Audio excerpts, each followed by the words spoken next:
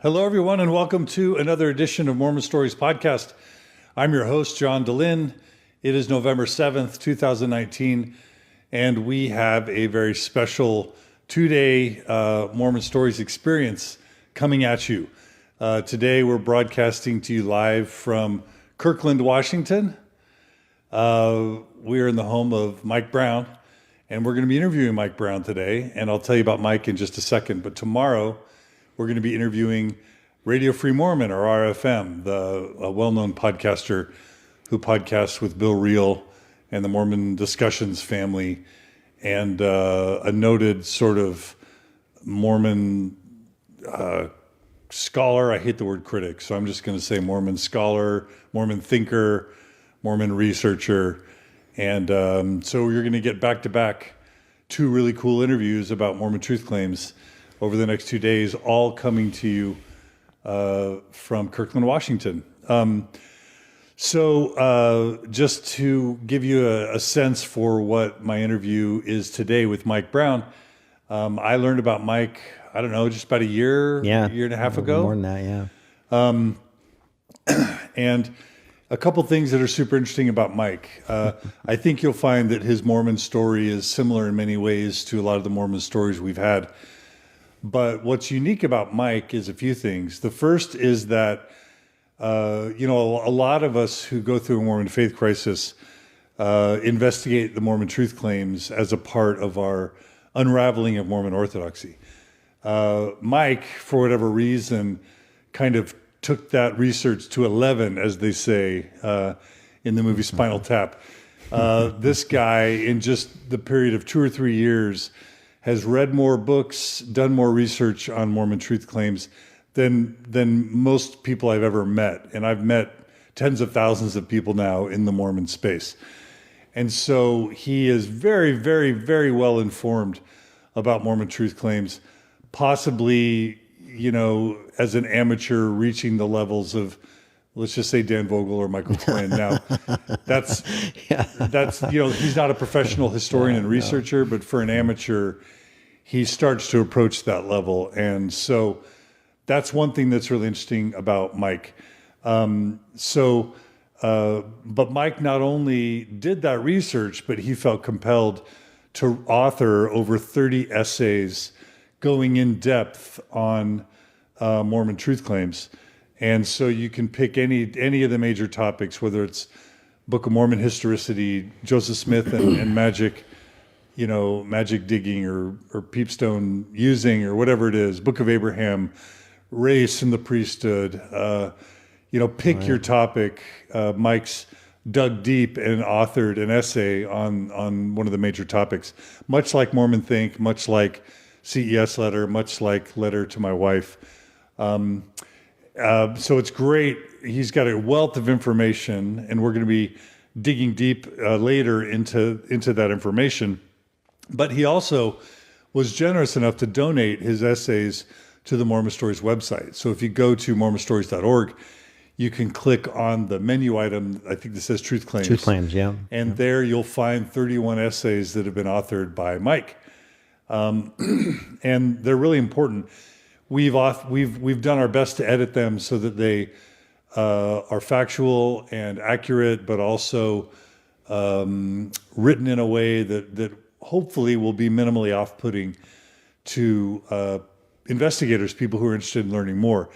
It's an ongoing project. We very much welcome your feedback on these essays, improvements on the essays, both for tone and for substance. But those essays, I would say we get 1,000 visitors, new visitors to mormonstories.org every day. Yeah. It's an incredible number.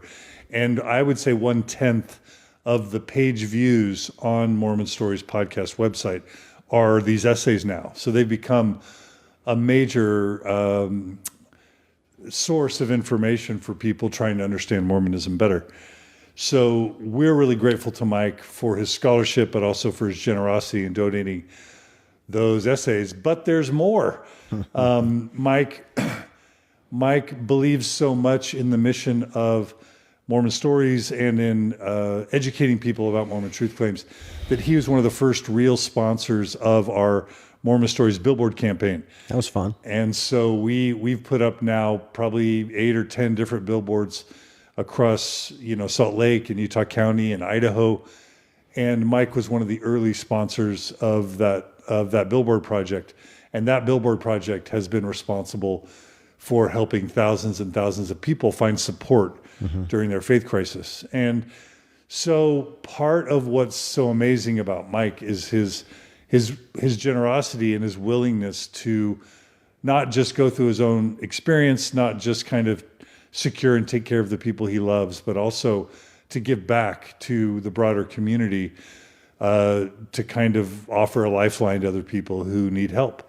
So for all those reasons, we're really super excited and honored to have Mike Brown with us today. Before we actually dive in, I just want to remind everybody that November 16th, we have Amber Scora, ex-Jehovah's Witness from Leaving the Witness, coming to Salt Lake City to do a book signing. So the evening of November 16th, 7 p.m., join us at the Community of Christ building in Salt Lake City.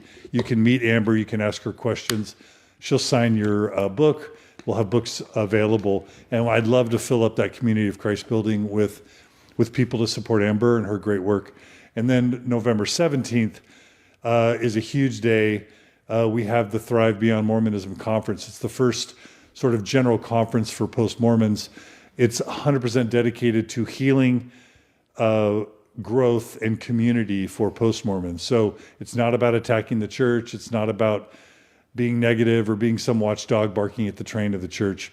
It's the best, some of the best minds and the best thinkers that we can assemble to provide healing and support and community and inspiration for people who have gone through a faith crisis, people who are leaving or have left Mormonism, or who are trying to negotiate their relationship with Mormonism, or for people who are just trying to move beyond Mormonism.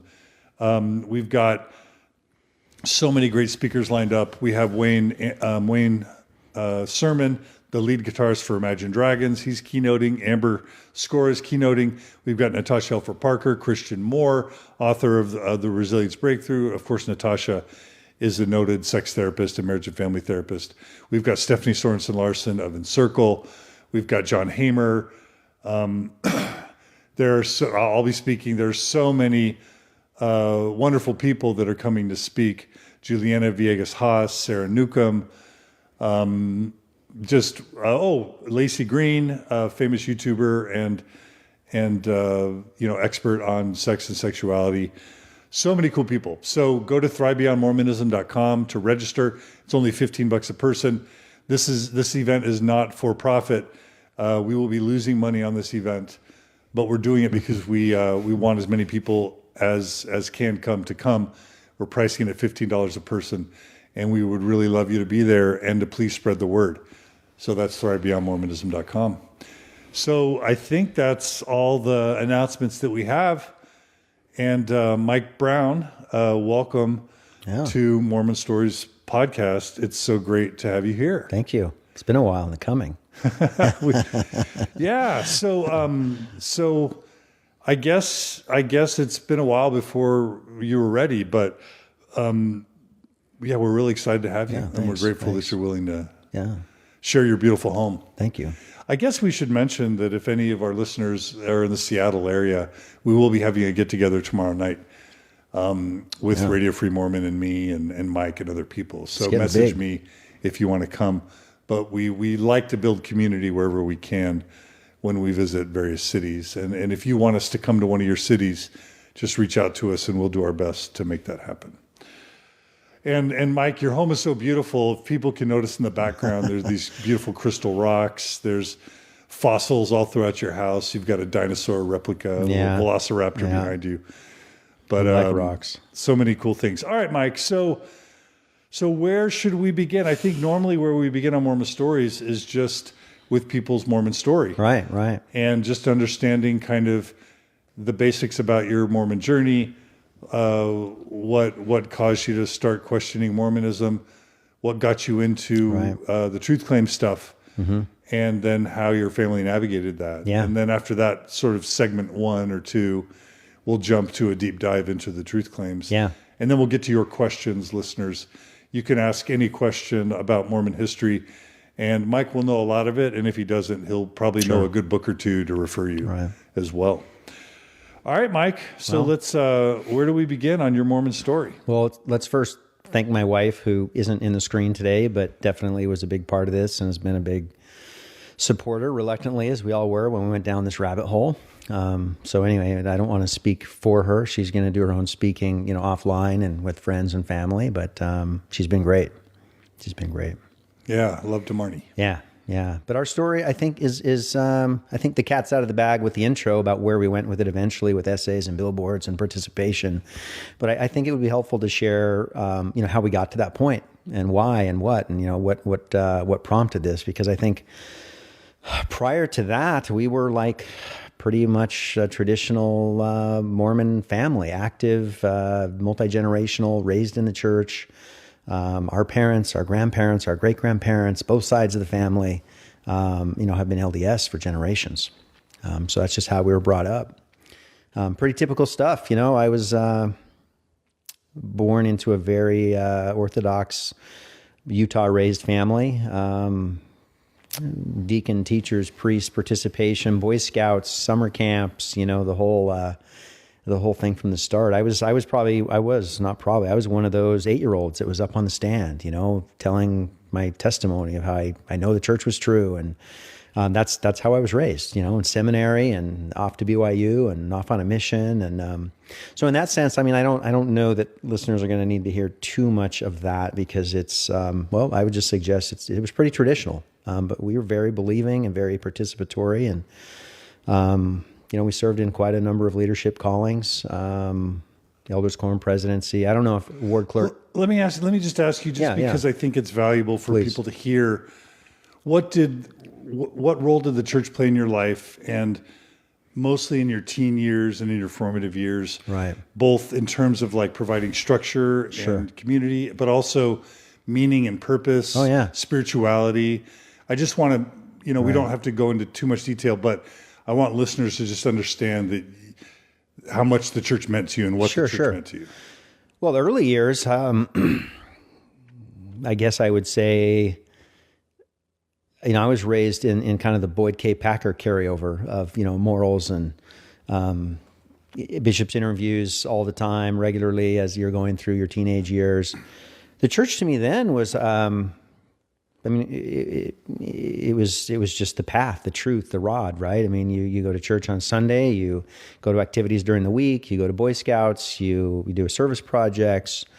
I was deacons quorum president, teachers quorum president, priest quorum president, scout leader. What's the, not scout master, but the patrol leader. I was pretty in. It did cause, honestly, during high school, some divisions with some friends that I had to part with, because I felt like I wasn't partying, I wasn't drinking. Pretty much all my other friends were doing that. So it was very difficult, quite honestly, to be a teenage Mormon where I grew up when most of my friends kind of went off the reservation. It was difficult for a while. This was Alaska, right? This was Alaska. I was born in Anchorage, which is a very Orthodox town. Traditionally, you've got generally an Orthodox mindset there. I would just describe my upbringing, at least for me in my context, which is all I have to deal with, and observation of others, was pretty traditional. But yeah, we followed the rules. We did what we were told. And what about wanting to know if the church was true, like caring about whether it was true? Right. Moroni's promise. Right. And even your own relationship with Heavenly Father and prayer. Oh yeah. Well, I guess you'd skip ahead. If we want to cut to that. No, in high school. Well, it wasn't. So in high school, it was. Wait, if there's anything you want to cover before, please do. Whatever's important to your story. High school was autopilot, just trying to survive high school. I didn't enjoy high school. Who does? I guess some people did. But I was just a normal kid. My experience with validating my own testimony was right after high school, when I was preparing for a mission. I think most teenagers lean on their parents and their community's testimony and culture.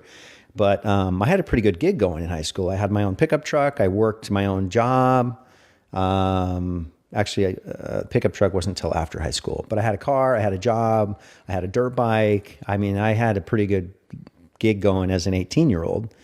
And to leave all that behind and to go off, into a foreign country, that actually was the point at which I really did seek my own confirmation. So if you want to hear about that, it's probably worth covering right up front. I mean, I absolutely, I prayed, I read, I actually fasted, because I wanted to receive my own confirmation before I sold my car and paid my way on a mission, and left everything behind for a couple of years. And so, I haven't shared this story actually in quite a while. I didn't think we'd get to it up front, but might as well, lest people wonder where I came from. I got on my knees. I prayed fervently for a long time. I really wanted my own confirmation that the church was true, and that Joseph Smith was a prophet, and that the Book of Mormon contained the Word of God. And I did receive a very strong feeling, very emotionally felt, what we call a confirmation. We'll have to circle back on that later in context. What I'd like to do though, John, is I think what's important initially is I would invite my friends and family and viewers that don't know me from Adam. I want to go through a little bit of a history of what we found and what we did with it, and then circle back to the conclusions and the aftermath and kind of why we did what we did. But I think it's important to just recognize we were a very testimony-bearing, tithe-paying family until we decided we needed to look for family reasons, which we'll get into here in a bit. We really needed confirmation, not the spiritual things that we received confirmations of, because we didn't cover, like I went on a mission, my wife went on a mission, we've all had spiritual experiences, we've all seen things, we've all felt things, but we reached a point in our family, and quite frankly, it came to a head when my son was turning 12, and that's when we really had to make some decisions, and that's where we went down and dug a little deeper, beyond the spiritual confirmations that we'd had that formed our testimonies. Is that what you mean? Yeah, I just want to hear the story. Yeah. So did you pray in high school? You got the witness, you say? Absolutely. Yeah. Very much so. Yeah. Yeah. It was a very, and in the years that followed on my mission, I remember many times I was an elders quorum instructor, and I've taught many lessons, and you share your story, you bear your testimony, you share your witness, countless times of, I know the church is true. I know Joseph Smith was a prophet. I know the Book of Mormon is the Word of God. I mean, I was raised, it was Ezra Taft Benson, and, the tail end of Kimball, and the Book of Mormon became the keystone, right? So yeah, for us, that was a big deal. We were in it because it was true. For me, I'll speak for myself. It being true was everything. It has to be true. We weren't there for community. We weren't there for, feel good happiness. I suggest those are byproducts, but we were Mormon because it's true, of course, right? Church is true. Yeah. Okay. So there's a number of things that came up over the years that you just sort of brush off, or you bypass, or you put on your shelf, because the church is true. So you had a good mission. Good mission, yeah. And Venezuela, super hot, crazy hot. Okay. Little blonde kid from Alaska shows up in Venezuela and gets off the plane. It was abrupt, but yeah, the mission was great. Was it one of those missions where lots and lots of baptisms? Oh yeah.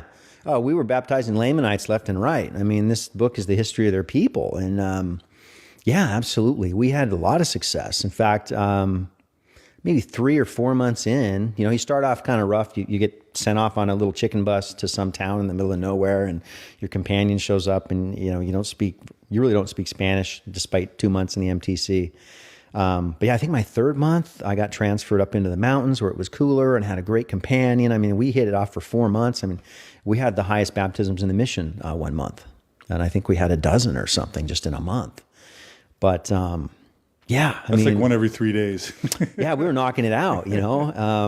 Other areas, other times were tough, but yeah, my brother went to Japan. I don't know if he had his entire mission, right? But we did, because we were in Latin America, telling the story of the Lamanites, right? And Christ, and all that. Of course, I don't mean it's all about Lamanites, but don't underestimate the power of our message. Was very much, this is God's word to your people.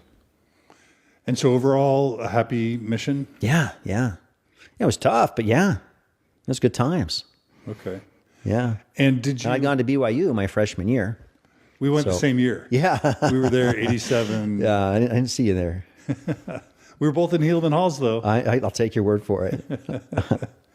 Well, I know I was there. I went to class sometimes. Mostly I rode bicycles and went skiing and had a good time, but yeah.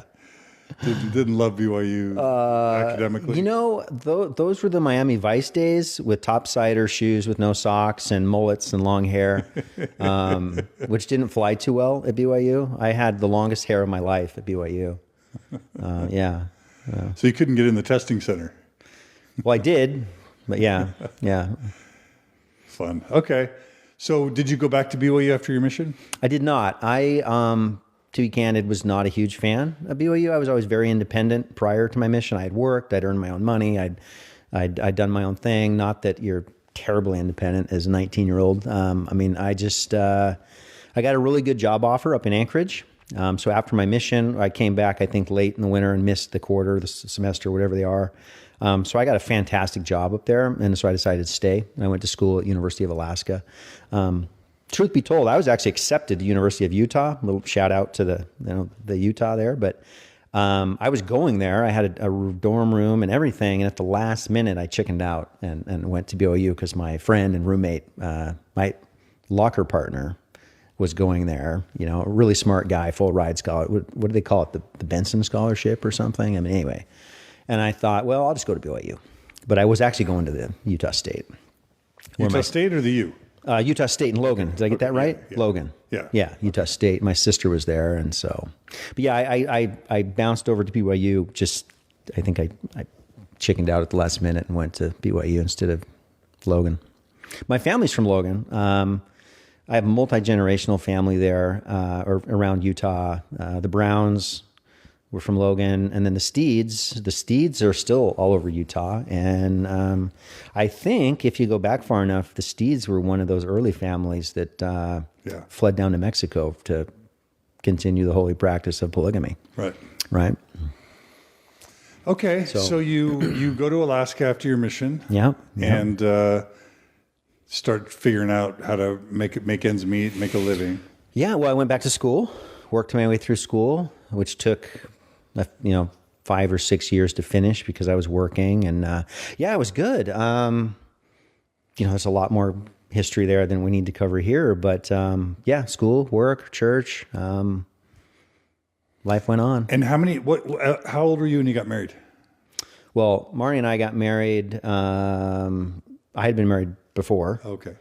And then we reconnected, and we dated for 4 years. Well, back up, if you want to hear all this. After my mission, I came home and I met her. She was just graduating high school, so 3 years apart or whatever we were. And that's where we first met. It was right after my mission. Dated that summer, but then she went off to school and I stayed in Anchorage and worked. But years later, we reconnected. We ended up dating for 4 years. It took 3 marriage proposals with 2 different rings to seal the deal.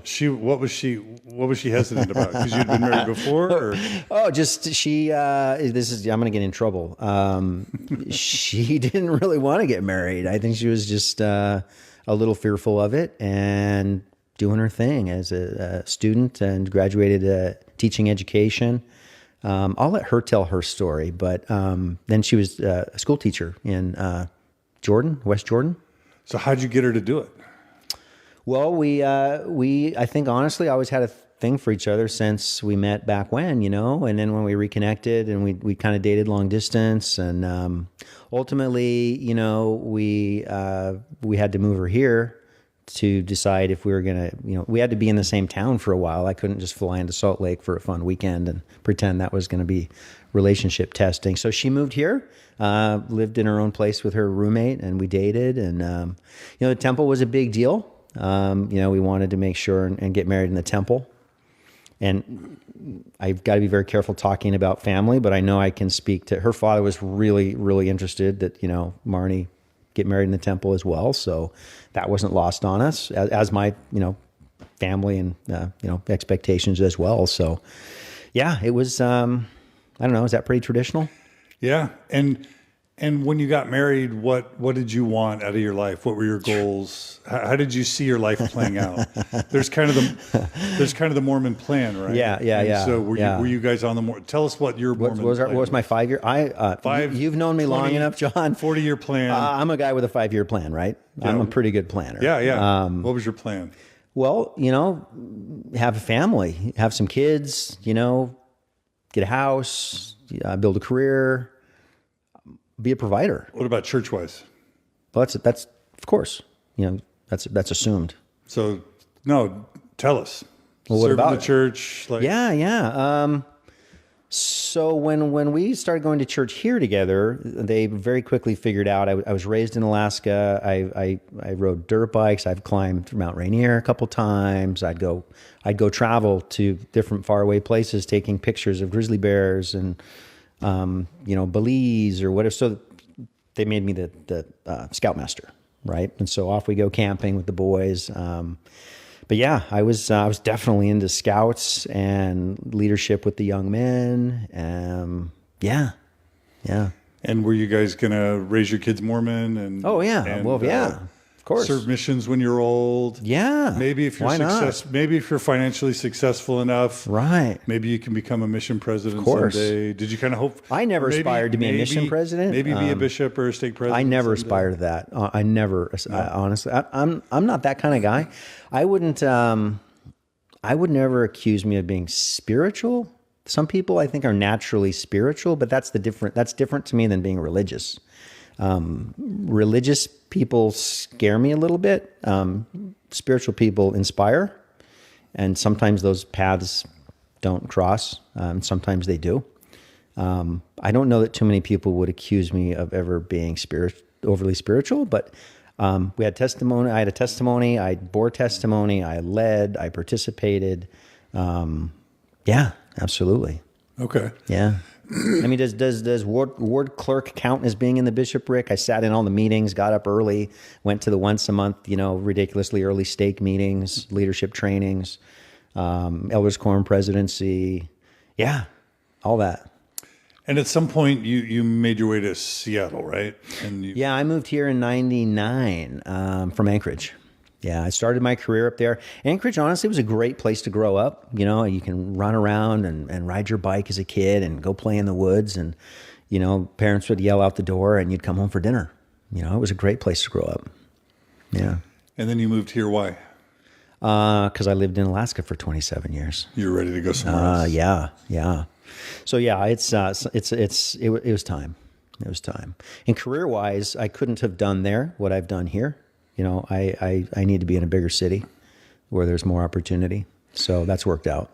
And just really briefly, not that you want to get into details on your career, but do you want to say anything about what your profession or career has been, or do you not want to say anything about that? Yeah, not particularly, but I owned a company that managed and advised investments.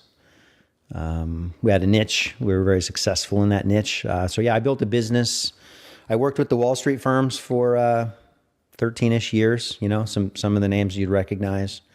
You can find it online if you want to. But then I went independent and started a company with my business partner, which was a good place to be in the independent space. Basically competing against Wall Street firms was, for a while there, a pretty good place to be. So that was good. I enjoy building things. I enjoy risk-taking, managing, building something. We did some real estate development, speculation, that's been a good thing around here in Seattle. So I enjoy that too. Yeah. Okay. So is there anything else that's important about your Mormon story before you start having questions and doubts?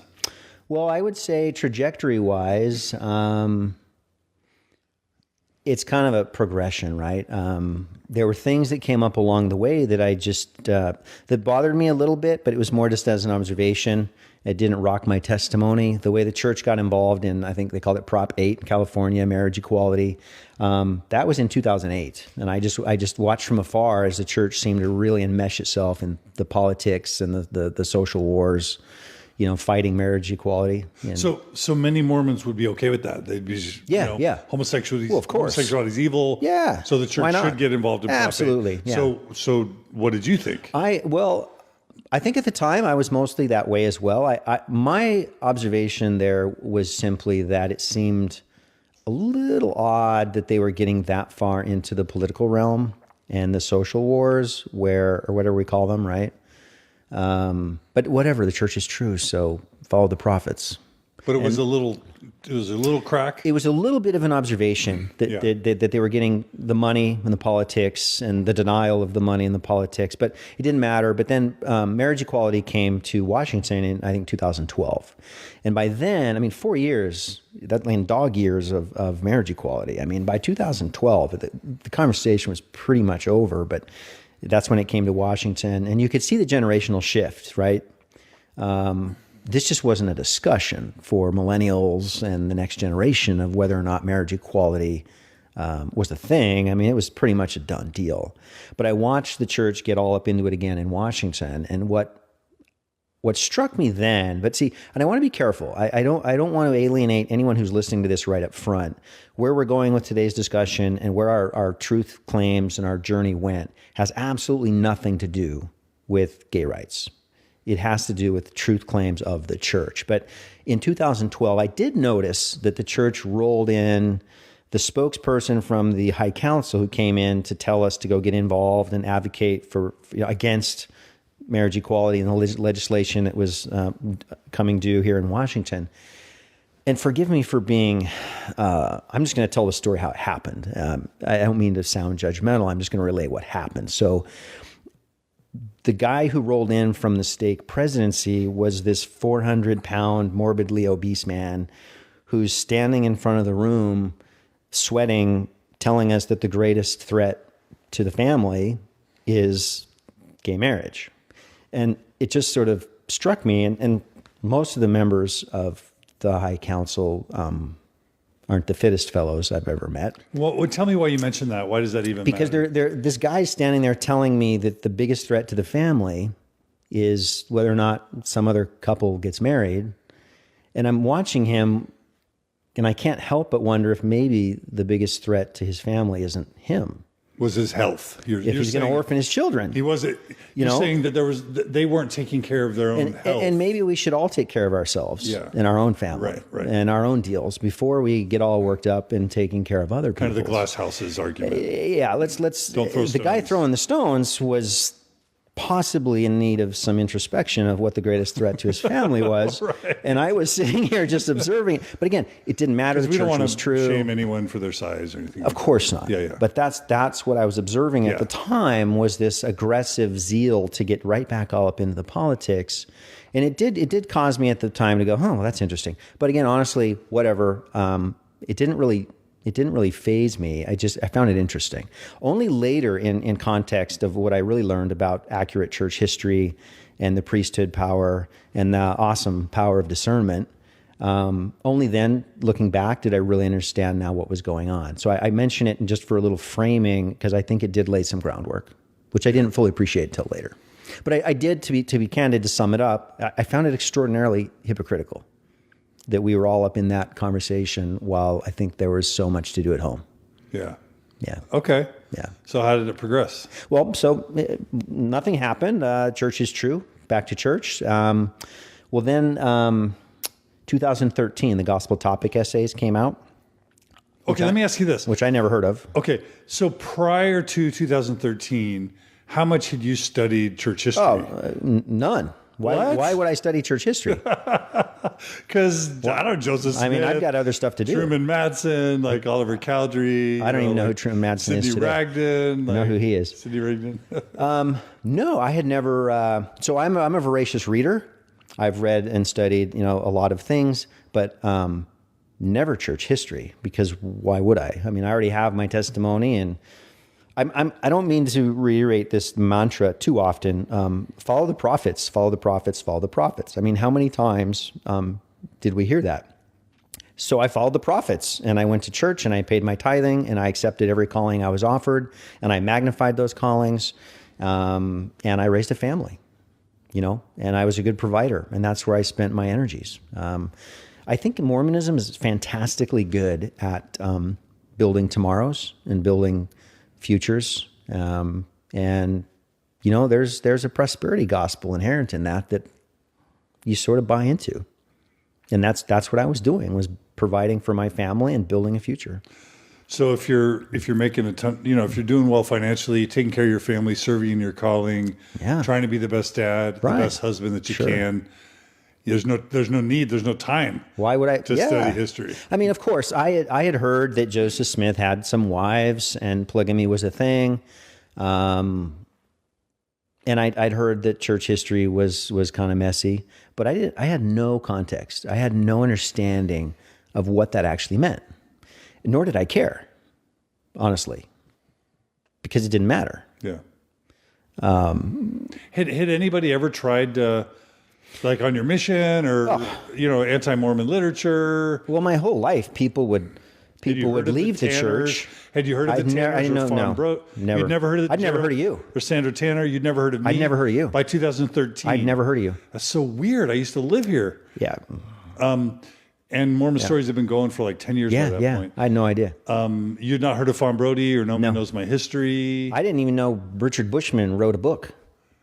Wow. And that's just... I'd heard of Rough Stone Rolling. That's 6 years ago.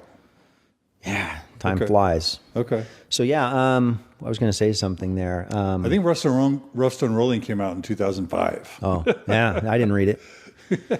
No, so people would leave the church all the time throughout my life, right? That you'd see a lot of the slow fade. Oh, where I haven't seen them in a while. Where are they at? They just sort of quietly disappear. Some would just. I can remember some here when I was in the scout program. I was a scout master, and one of the young men's friends, they were members, just stopped coming, and the parents weren't active, and then the son stopped coming. And I remember that discussion with the other active 12-year-old kid on why did so-and-so stop coming to church? And because people stopped coming to church. And then, you'd have new members come in. And I remember one guy in particular whose name I won't name, but I was assigned as his home teacher because I rode motorcycles and I was a pretty down-to-earth, forgive me, but, I did things that other traditional members didn't do. I was pretty active and again, dirt bikes and motorcycles and things that, I'm the only guy around that was doing that. And so they assigned me to this Harley rider guy because they thought I would relate or, talk about things. And, at least that's why I think, and then he didn't come back. Everybody was so excited that this guy joined the church, an adult joined the church and, an adult male. And then he just stopped coming. And never came back. And I tried to reach him and I tried to home teach him. Now I kind of know why he didn't come back. He got a little educated on accurate church history and never came back.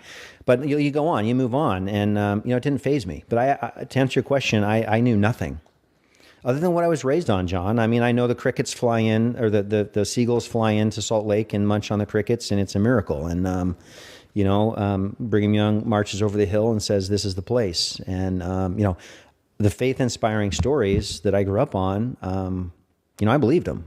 And these were all just foundational items of my upbringing and my pioneer heritage. And, all these stories that were told. I think Mormon Stories, for what it's worth, is an awesome name because it's so appropriate, at least in my perspective and experience. Mormonism is a religion. It's all about stories. Of course, Christ gets in there from time to time. But it's about stories and faith-inspiring stories. And is the Book of Mormon not a story? Is it a narrative? That's what I grew up on. And those were the foundational items of, miracles and sacrifices and, positive confirmations that it's true. So the essays come out.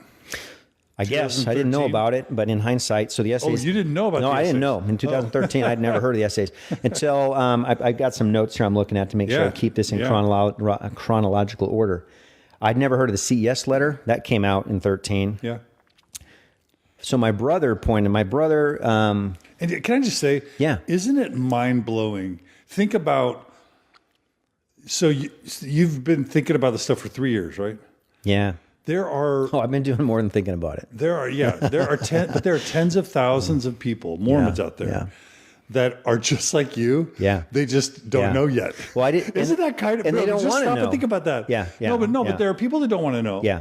And that's fine. Yeah. But there's also people that would want to know. Right. Oh, yeah. But they're in 2019. Right. They're still completely oblivious because they haven't gone through what the Youngs went through, or what you went through, or what I went through. Yeah. You know what I mean? Well, and what I have to be careful of. It's kind of mind blowing. It is. Ignorance today is a choice. Of the history. Ignorance of anything, of any topic. Today, ignorance is a choice. We just don't want believers to think that we're saying they're ignorant. Well, and so where I'm going with that is I have to be careful. It's like the lifelong smoker who wakes up one day and realizes that smoking is bad and quits smoking, and then runs around proselytizing to all of his other smoker friends on what idiots they are that they shouldn't be smoking, when just 6 months ago you were smoking 2 packs a day. Right. Okay, so you could have known if you wanted to, right? Of course. Yeah. But I will tell you this. There's the backfire effect where, of course, on my mission, you run into Jehovah's Witnesses. We never were able to baptize someone that the Jehovah's were teaching. And vice versa. You know, there were some people there that just liked the spirituality and the feeling, but you would always get criticism. Oh, the church isn't true. Joseph Smith was a fraud. But I will tell you this, and I thought hard about this. At no point in the past 40 whatever years, up until I looked and really wanted to know on my own what accurate church history was, at no point did anybody I know or trusted come to me and say, hey, Mike, you know, if the church isn't or weren't what it claims to be, would you want to know? I can show you in Mormon terms and Mormon terminology with an understanding of the context that we were raised on and what it means. You know, what is the Book of Abraham and why is that important? You know, what is the Book of Mormon and why is it the keystone? Because people outside the church, one, they don't give a rip, and two, they don't know enough about the religion to explain it to me. But nobody ever came to me and offered to show me anything different. Now, there were opportunities I should have picked up on, of course, right? Plenty of opportunities I could have, should have, would have learned from. But even my financial clerk, about this time, right in this period, some people were leaving, families were leaving the church. And what year are we at now? Well, I'm going to skip up to 2015 because that's when it accelerated. But even between 2013 and 15, some people were leaving. But I think here in Seattle. Oh yeah, in Kirkland. So my financial clerk, I was the ward clerk. So my financial clerk that I would sit next to and count the money and take it to the bank. He kind of did a slow, fast fade and stopped coming. And he'll laugh. He'll get a kick out of this. Every once in a while during that period, he'd show back up at church. Maybe, his kids were singing in the primary or whatever. And I remember a couple times he's standing in the foyer, and he'd tell me, like, it's not true. Joseph made it all up. You can see where he got it from. And he was sort of in that angry phase, but.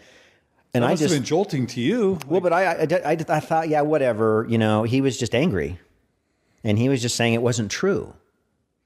But again, I think there's a difference, and maybe I wouldn't have been ready for it, but no one paused and slowed down in a calm tone of voice and said, Mike, you know me, you trust me, you're a friend, you're a family member. I think it's moments like that when somebody you trust slows down and tries to have a coherent conversation with you. Are you ready and willing to ask yourself that question of, if it's not true, do you want to know? And most do not want to know, and so we just brush it off. Or you get the backfire effect where you're sort of shown something and it just makes you stronger, reinforce your testimony, and nothing's going to overcome my testimony. Okay, cool. But if you want to know, it's pretty easy to find it these days. And we'll talk more about the essays and why I did that. But most people, okay, so let's get back to 2013.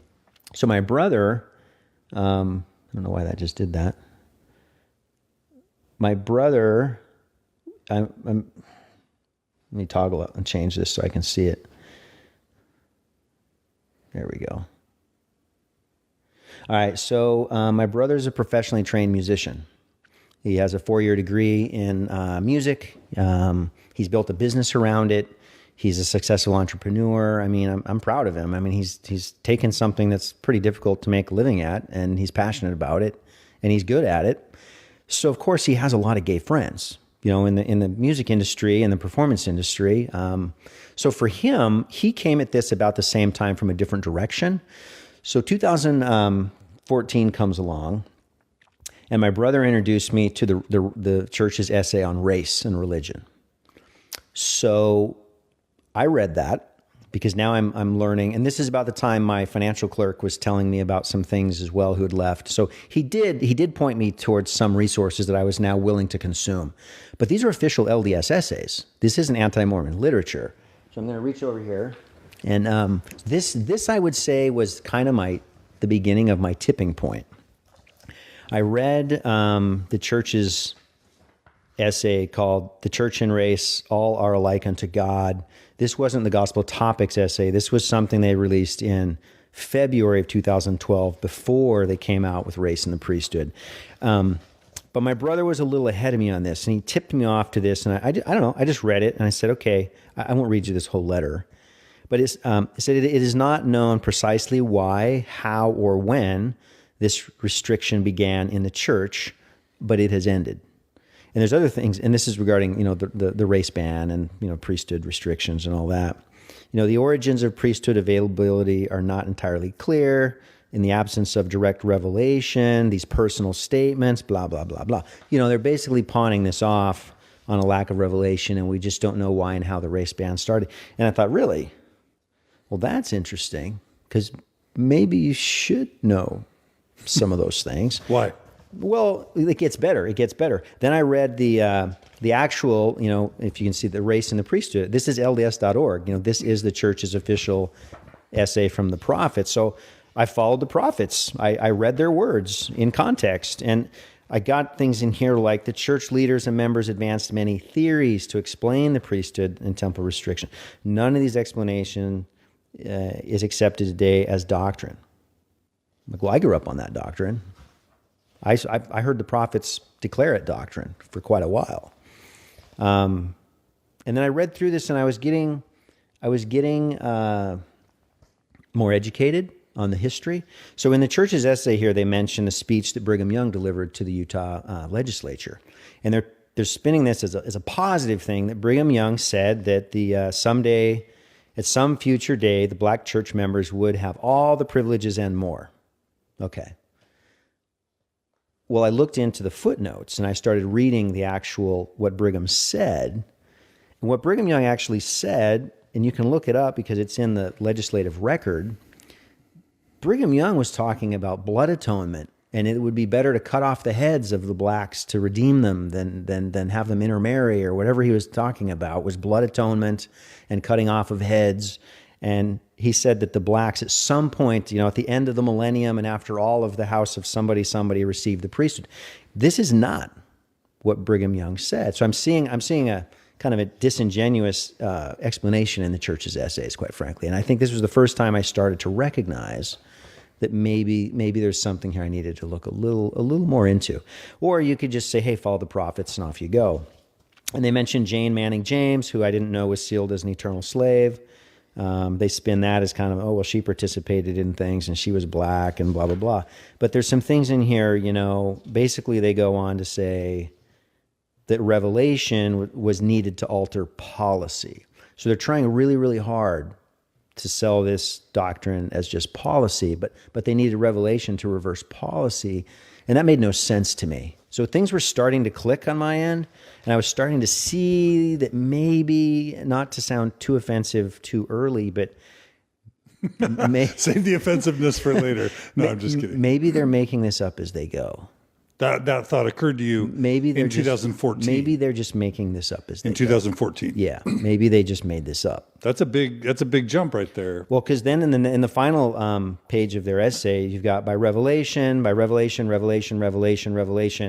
erased previous limited understanding. So again, they're doubling, tripling, quadrupling down on Revelation. The theories advanced in the past, blah, blah, blah. So this struck me honestly like a hammer. This was so inconceivable to me that the prophets didn't understand where and how and why, and that it was just policy and sorry it's ended. This struck me like nothing had yet reached me. This reached me. This reached my common sense. This got me to stop and say, what's going on here? But to be candid, now we're in 2014, right? It didn't stop me. This did not trigger my research. This just bothered me. I taught Elders Quorum lesson shortly after this came out. I was the Elders Quorum instructor, and I taught a lesson on it, and I honestly didn't do a very good job because I was jolted, I was off balance, and I did a lesson on race in the essay, and in the class we talked about what we'd heard growing up, and various members of the class said, yeah, well, we were told that they were less valiant, or that, there's this curse of Cain, blah, blah, blah. And that's when I mentioned in the class, I said, some friends of ours are leaving as a result of some of the things they're learning. I didn't yet know why and how. This was just my first glimpse. And one of the guys in the class, I'll never forget, I know exactly what he said. I mentioned this financial clerk that had left, and I said, people are reading these things and discovering some things that are incongruous with what they were raised on, and they're leaving the church. And he said, well, every once in a while we need a brush fire to clean out the dead wood. And I stopped, and I did you just say that? This guy's our friend, and he's leaving the church because of doctrines that he's learning. And your response is, we're the select ones, and he's the chaff, right? We're the wheat, he's the chaff. Yeah. Sorry, we're the sheep, he's the... No, I'm not correcting you. I'm just restating. Right. We're the sheep, he's the goat. Exactly. Yeah. And that made you feel what? Well, it's just that tendency we all have to double down on what we already know. We're right, we're special, we're select, we're God's chosen generation, and he's just not going to make it. And that's okay, because some of them aren't going to make it. But I knew more about the essay and the doctrine than he did. And in my opinion, he didn't really think about what he was talking about. He just wrote this guy off. And just to make this explicit, the way you had internalized Christianity and your version of the gospel said to you what was the better way to handle someone who was in a faith crisis. I was concerned, why are people leaving? What's wrong? Why would someone leave the church? So even with all this context, I still didn't get it. But how should we treat somebody? No, I'm asking you. You don't just write them off as being... But here's what we do, John. We give conference talks on, staying in the boat and where will you go? And we use words like fallen and lost, we carefully select the words that we use to describe the people that choose to leave. And it's always lost or fallen or... where Dark, will you go? Or, yeah. Those that choose to, prideful. There's some of them, and prideful, not that long ago, like in the last year or two, that are full on those that choose to want to sin and blah, blah, blah. There's a few off the wheels talks that have been given. Yeah. I only recognize that in hindsight. But at this point, I'm starting to see and hear. So then I'm in the hallway. But just to make the point, it's fundamentally Christ-like to go after the one. That's what Jesus taught. Right. Go after the one, leave the 99. Yeah. He did talk about wheat and chaff, and he did talk about sheep and goats. So, it's complicated. Right. You can almost interpret any biblical scripture however you wanted to justify whatever position. But there certainly is a command of Jesus's to go after the one. Yeah, right. And to suffer and to go beneath it all to help those who are in need. So that I just want to make it clear. Yes. That struck against your sense of Christianity. And I watched the class struggle to even comprehend as we were talking about these things. No one in the class knew why and how and what, and was it doctrine, what is it policy, and they were struggling to reconcile the incongruencies of this whole thing. And that's the past. That was the 70s, so we kind of moved on from it. But you're right. The reaction of some of the members as you would talk about the people that left was shocking. I remember in the hallway with one of my friends, I'd mentioned to him, just easy conversation. I said, "Hey, did you know, so and so? Did you know they left?" And I mentioned someone else. Did you heard they left? Because I was struggling to take this information in. Why are people leaving the church, John? Mm-hmm. I mean, there may be some issues with the race stuff from the 70s, but why are people leaving the church? I hadn't read anything else yet. Mm-hmm. And his response was just, "Oh, good luck with that." That's all he said. And I just thought, "Oh, okay. All right." And then another time I remember, I think another friend of ours, as I was talking with her, she was the seminary teacher, in a very faithful family. And in the hallway, I was chatting with her. I said, "Well, she was teaching the young women. Well, at what point do they start asking questions about, like, are Lamanites real?" Because I think I was just starting to wonder if Lamanites were real. And she said, "Well, they're already asking. They start asking it young." And I said, "Well, do you think they're real?" And I think her reaction was, "Well, I believe." And she turned around and walked straight in the classroom. And it was the first time I started to recognize the fear in her eyes when I asked that question. Yeah. And I wasn't trying to be antagonistic. I was really like, "Well, do you believe it?" And it just lights out. Run away. Yeah. It's like Monty Python. Run away. Yeah. I mean, I've been to Belize and Guatemala. I've stood in the ruins in Tikal. And I mean, I was envisioning Lamanites. I believe in Lamanites. I mean, these guys are real, and I'm picturing these battles around these big temples they built. And I mean, this is Book of Mormon history here. So yeah, I mean, Lamanites are real, John. Yeah. Yeah. Right. Of course. Right. Yeah. Yeah. Okay. So the cracks are starting to multiply by 2014. They are. 2015. Yeah. So anyway, now more families. So then I'll try to skip ahead, but no, you don't have to skip. So more families are leaving. Then the November policy in 2015, that immediately vaporized some families that I knew. Here in Kirkland? Yeah. Oh yeah. Yeah. In Redmond, in Bellevue. And so that's the announcement that the children, you can word it better than I, but the children of gay parents can't get baptized and won't be allowed to do other things. And it was basically, they can't become members of the church until they're older and deny their parents or something. Denounce. Thank you. Their parents' marriage. Yeah. And so, like, how did you find out they left? And did you talk to them about it, or did they tell you why? Or did you just, how'd you make the connection between? I heard about it from like a friend of a friend, or somebody would say, "Hey, so-and-so," little whispers. Ex-family honestly, left. for the most part, nobody would talk about it. Nobody would say anything. Yeah. But my attorney left, and he'll get a kick out of this because we go to lunch and he knows exactly this whole thing's his fault. He was in the bishopric. He's one of those guys that I would say was a spiritual person. He's a very calm demeanor. He's a very thoughtful guy. He has that very credible demeanor. And he was in the bishopric. Did I mention that? And him and his wife, and I think I'm okay speaking, to this about them. They were already learning some things and having some questions before this, but they asked to be released and walked away and never came back. That got my attention. Did you ask him what happened? Yeah, so I call him up, right? And I say, "Hey, bud, where are we going to lunch?" And he's the one, and others about this time that started telling me about, "Well, do you know who John Dehlin is and Mormon Stories? Have you ever heard of the CES letter?" No, I'd never heard of it. To this point, I had never heard of it. So this is at the end of 2015, basically 4 years ago. I had no idea what all this other stuff was. I'd never heard of it.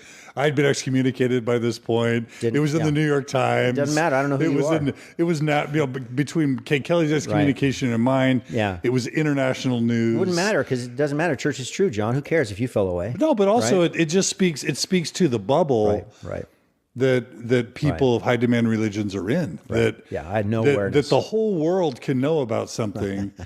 I can, but Mormons in the Mormon bubble don't know anything. Yeah.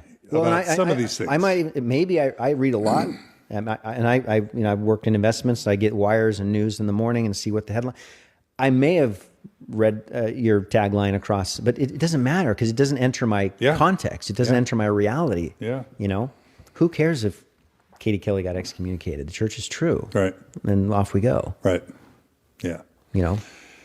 So These are the end of days, John. I mean, many are chosen, are called, but few are chosen. I mean, it's... But by late 2015, you talked to your lawyer friend who left. Yeah. He says John DeLynn. He says... He's the one that pointed me to the CES letter. And like so many others, and let me just, we'll get to the essays here a little later, but I want to, give full credit to everybody that came before you and Jeremy, and, eventually I stumbled upon, it was called Letter to My Wife before it was called Letter for My Wife, right?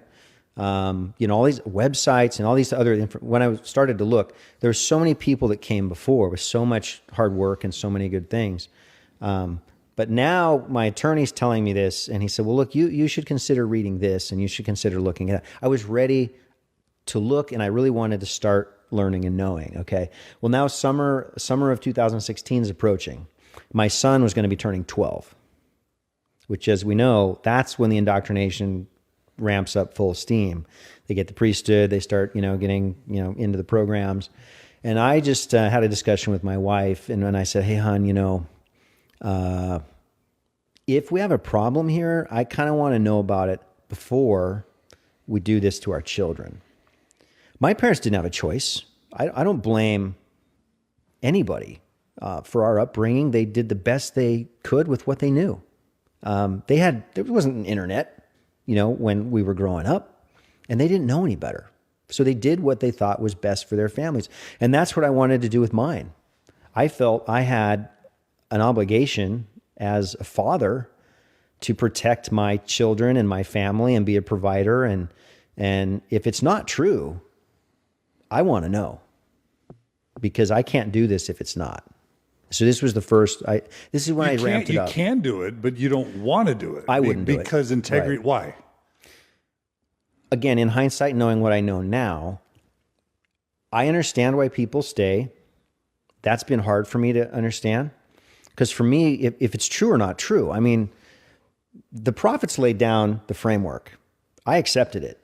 It's either true or not true. I mean, Holland, and all the other prophets have thrown down this standard of either the Book of Mormon stands for what it is, yeah, and Hinckley, or it's the greatest fraud ever. If the Book of Mormon is everything it's claimed to be, right, or it's the biggest fraud ever perpetrated on mankind, right? Right. Well, the prophets set up that dichotomy. I got Jeffrey Holland, the Book of Mormon is keystone of our testimony. Just as the arch crumbles, if the keystone's removed, so does all the church stand and fall on the truthfulness of the Book of Mormon. Right. So does our claim to priesthood keys, revelation, and restored church. Either the Book of Mormon is what Joseph Smith said it is, or this church and its founder are false, fraudulent, a deception from the first instance onward. I accept that. Right. As it should be. Yeah. So that's this is where my search began. I really wanted to know. And I want to be clear, John, I did not set out to prove my religion wrong. Do you think I wanted to know that I've been misled my entire life? That I've been wrong? That I played the fool? That I've given, it's impolite to talk about money, but we're going to get into the tithing and a high demand religion. I've given hundreds of thousands of dollars to this church in my lifetime. Do you think I want to admit that wasn't going where I thought it was? And just the risk of your spouse, right? Your extended family, your community. Yeah. I mean, the gravity and the inertia against wanting to know this and acknowledge it is massive. The desire to believe is the incentives to believe and keep believing are massive. Yeah. Massive. Yeah. I mean, your entire eternal salvation is at risk by asking these questions. You're venturing out into no man's land. But honestly, I was ready to I just wanted to know. I just wanted to see, what are these people talking about? And why are they leaving? And what's going on here? And it was finally just the point to where I knew just barely enough, but I still hadn't read Rough Stone Rolling or anything yet. But now I was going to start. Now I wanted to look. So I started with the faithful Deseret book, version, of Joseph Smith. I started there. Yeah.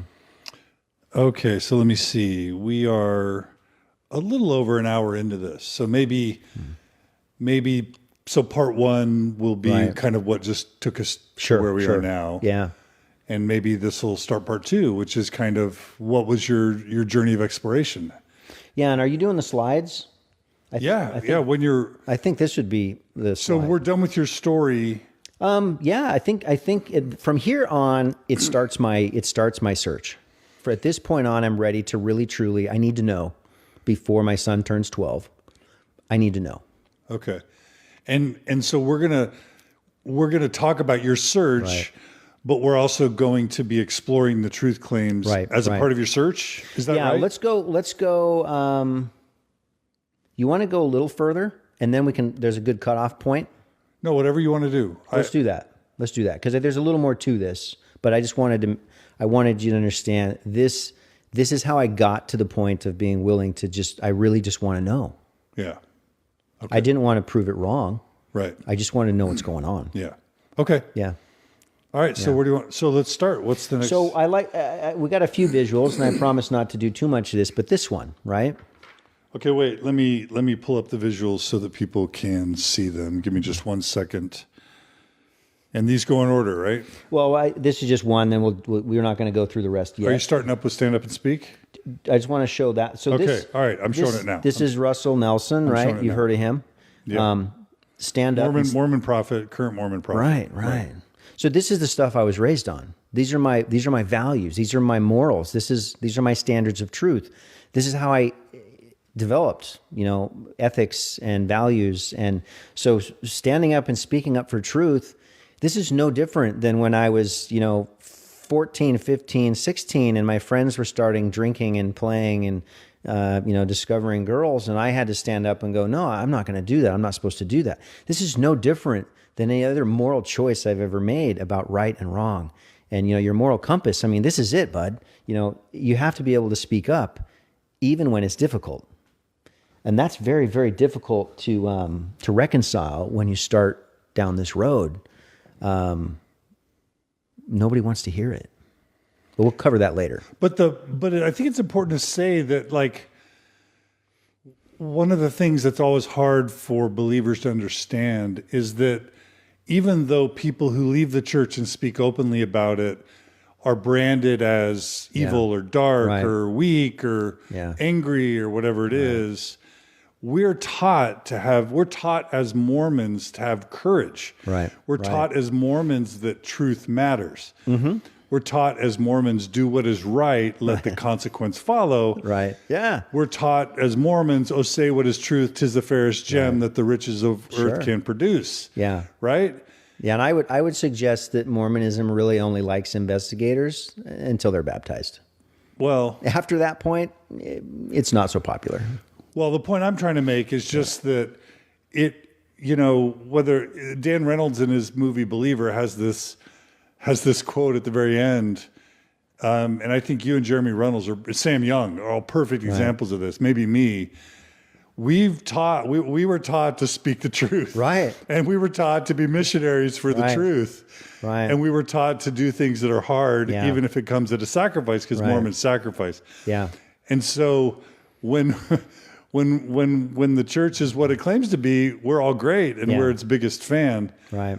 But if the church ends up not being what we thought or what we were taught, this impulse to broadcast it to the world and speak up and speak out is a very Mormon impulse. Well, why are we running around the world as missionaries telling everybody, proclaiming the truth? Yeah. And this is a point at which I would pause a little, John, and I would invite those that are still listening, as believers or as family members or as people that just want to know what the heck Mike Brown is up to. I would just ask, bear with us a little bit longer. You kind of know where we're going with this, but I really hope people can sit with us for a little longer and explore together some of the basic stuff that we encountered, because that's what I'm hoping to accomplish with this time together. Most members have absolutely no idea what I'm talking about. Yeah, it's just, this feels dark. This feels dangerous. Scary. So we got to turn it off. Yeah, and it's just cognitive dissonance. When you encounter something that disagrees with your preset worldview, it doesn't feel good. Right. Yeah. But I want to be respectful and friendly, and it's only now, after 2-3 years into this, that that we can have these kinds of discussions and not get too far up on the soapbox and preachy and, zealot about, you should know, and did you know this? I mean, it's really hard to not just want to throw it all at them. Yeah. But today it's just about your experience and what you learned. Yeah.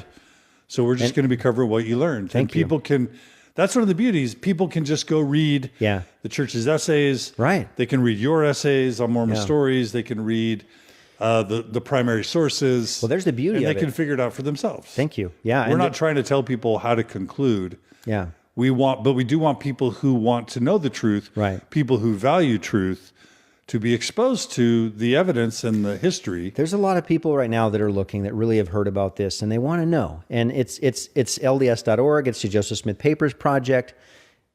Never before has there been so much authentic, original LDS material. It's not anti-Mormon. It's just history. And it's right there in the archives. And there are people that truly want to find this. And we'll talk later about that's why I did the essays in the format that I did, even though there's a CES letter and letter from my wife. And Mormon Think, that was awesome too. But yeah, that's, I think I just wanted to make sure and clear the air on that of what my motivations are here. There are people that truly want to know. And there are people that truly don't want to know. And if they need to tune out, I understand, it's a trajectory and not everybody's ready at the same time. And some of the people that see this information are capable of rationalizing it in a way that works for them. They set certain things aside. They embrace maybe more Christ and his message, and they don't worry as much about who Joseph Smith was, or whether the Book of Abraham is what it is or it isn't. And they keep going to church because it's about Christ. It's about community, For me, it was about all that, and it had to be true. Yeah. So where do you want to go now? All right. Well, why don't we jump into this next part? Won't take long. So I go. I think I actually did go to Deseret Book, and I bought the actual book. I didn't get it on Amazon. I drove to the store, and I bought Rough Stone Rolling. In fact, I'm positive I did because I wandered down the aisle and I found it. And it's this fat book, and sold at Deseret Book. Sold at Deseret Book. Yeah. I mean, you're safe, man. You're safe. You can get garments there and everything. So that was my first foray. And at this point, I wasn't even taking notes or highlighting. I'm just reading a book. And I got to the parts of that book where it did, I learned about Joseph's polygamy, and I didn't know what polyandry was.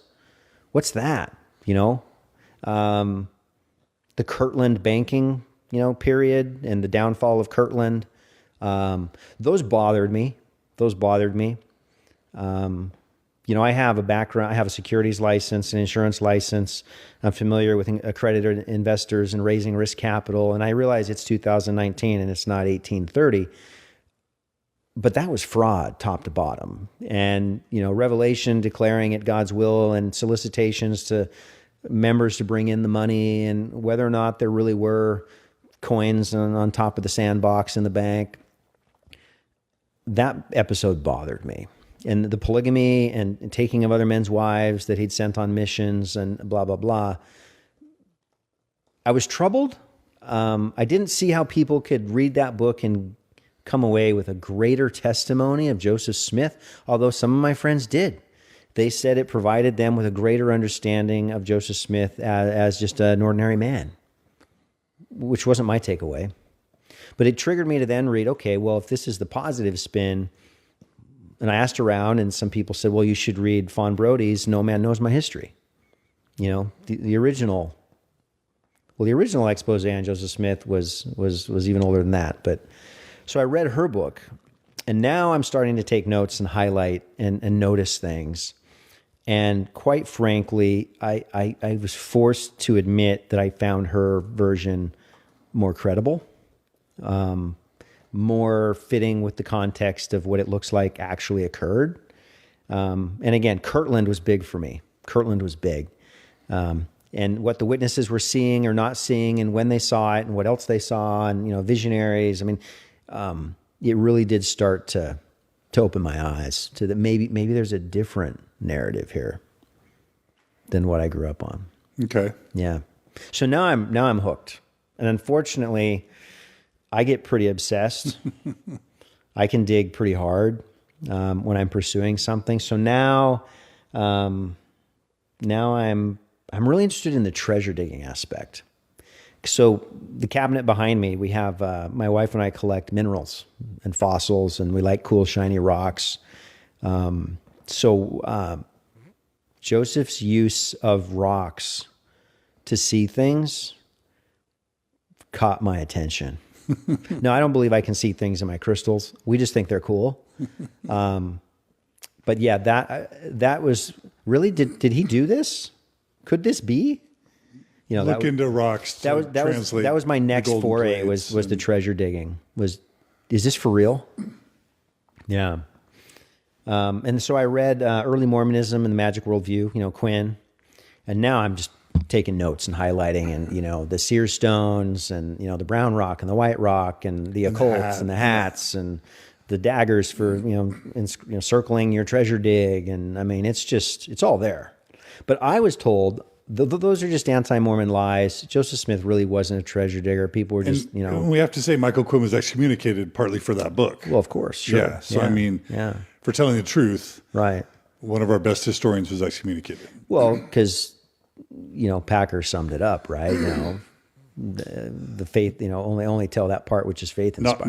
Not all things that are true are useful. Sure. Some are very unhelpful. But yeah, I found that fascinating to just, and I believed it. I believe the context is there. I believe the church's own records now, we can get into here later as we run through the items. The church has acknowledged that he translated it by staring into his hat at a rock. And now they're using the word dictation, to be candid. They're shifting the narrative to suggest that he dictated a story versus translated. Sometimes they say reveal now. Reveal, dictate. It was revelation, not translation. They're very much moving away from the word translation and towards dictation, which of course requires revelation. Or yeah. While he stared into his hat at a rock. Yeah. Well, the plates weren't in the room. Right. Ever. Yeah. And no one saw them. Right. Ever. Yeah. Yeah. But I digress. So, and then I want to get this quote in here because, I'm trying to reconcile this with faithful sources and resources. And Richard Bushman, I mean, he's a patriarch. He's one of the most reputable, esteemed historians in the church. So he was at a fireside in 2016, and you can Google this. You can see him say it from his own mouth. And there's a link to it, I think. On YouTube. It's on YouTube. Actually, Thinker of Thoughts has the video on Thinker of Thoughts. So Richard Bushman is standing in front of a group of members having a fireside, and they're asking about history. And, somebody asked about the future of the church and the path and the history. And he says, I think that for the church to remain strong, it has to reconstruct its narrative. The dominant narrative is not true. It cannot be sustained. The church has to absorb all this new information, or it will be on very shaky grounds, and that's what it's trying to do. And it will be a strain for a lot of people, older people especially, but I think it has to change. So for me, I'm hearing this, and there's a lot of ramifications to what I just heard. Narrative, well, a narrative's a story. Harry Potter's a narrative. Moby Dick is a narrative. And then to call it a dominant narrative implies that there's alternative narratives. I mean, for me, I'm realizing that there's different versions of this story and different interpretations. And I think for him to say that the dominant narrative is not true and it cannot be sustained, it just fueled me further to say, okay, I'm on the right track here. What are you talking about? What are these other narratives? What's going on here? Okay. And I think this ties into another word that I learned through my faith journey was epistemology, right? Basically the process or the study by which you determine what is truth and how you embrace and discover truth. Science has its own, the scientific method of discovering its truth. But in religion, we rely, particularly our religion, we rely a lot on feelings, to determine truth. And that was something that I had to come to terms with that was difficult to reconcile and kind of come to terms with as I went through this was, can you really use feeling and feeling the Spirit to confirm truth? Well, what happens when cold, hard facts contradict what you felt good about? I mean, really hard facts. Yeah, because you had the witness that the church was Oh, true. absolutely. Undeniably. Yeah. Very much so. Yeah. And so you have to kind of like think about that. Yeah. Were you deceived? Right. Well, one option is, I had that witness, so maybe I was deceived. Right. Another is that, maybe we're thinking about feelings and evidence in the wrong way. Well, yeah, you definitely go through the puzzle palace where you're trying to make the pieces fit because you really want to make these faithful pieces fit, but you're learning things that absolutely vaporize aspects of the narrative, and the puzzle doesn't fit anymore. But you really want it to. I mean, you really want this puzzle to still fit, right? But you have to, I think, at some point, ask if are we capable of learning new things? We humans really, really, really resist. Once we've found a nice, comfortable, warm corner to stay out of the rain, we like that little warm corner. Even if there's a better one with more food around the corner, we prefer to stay in the little corner that we found that we're familiar with. There's a great book, Who Moved My Cheese? The world tends to move your cheese, In the history of mankind, your cheese gets moved a lot. But today we're comfortable. We have food and shelter, and, most people have more than enough to really live on and get by and not starve to death and die of illnesses that 200 years ago would kill us. And we like that. We like our little comfortable community. Yeah. Understandably. I get it. Yeah. Okay, so epistemology, that's a common thing to think about. Yeah. No, I mean, honestly, I think that covers it. I think we could pause, and then I'd like to hopefully invite people to, come back and stick with us to jump through some of the issues. I'd like to share the basics of, kind of what we found. There's way too much to possibly cover all at once, right? But I think we can run through some of the high points.